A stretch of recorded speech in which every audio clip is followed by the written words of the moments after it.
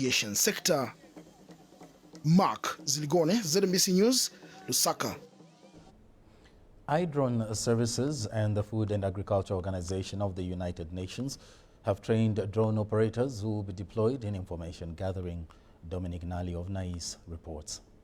Today, the iDrone Services and the Food and Agriculture Organization want to change the way information is gathered.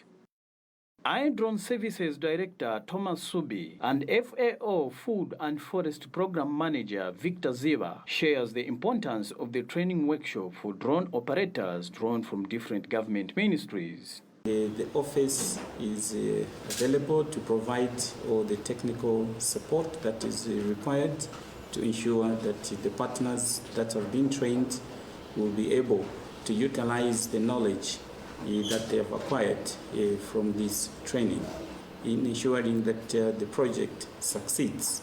The whole idea is to how to improve and sustain the food security. For example, for fisheries itself, counting fish from the forest. So counting fish from the forest, which means that if our forest is good, if our river basin is good, then naturally our rivers and the surrounding habitat will produce more fish. For drone trainees, learning how to operate a drone has given them an opportunity to look at research and information collection in a different way. I, for one, coming from forestry department, it is really a good opportunity for us, especially that we are managing the forest estate and also monitoring the deforestation and forest degradation.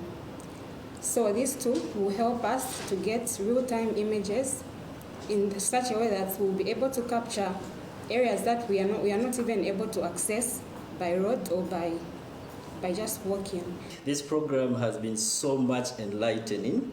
Some of us never thought to say we'll have an opportunity to fly, but this has given us chance to start looking at research in a different way, especially where mapping is concerned. The drone training workshop was supported and organized by the Food and Agriculture Organization of the United Nations under the theme, Resilient River Basin, Counting Fish from Forest. Dominic Nari, reporting for NAIS. Traditional leaders in Kawamba district of Luapula province have appealed to government to help address some challenges facing the agriculture sector in the district. Senior Chief Moshota of the Chishenga people says the Kawamba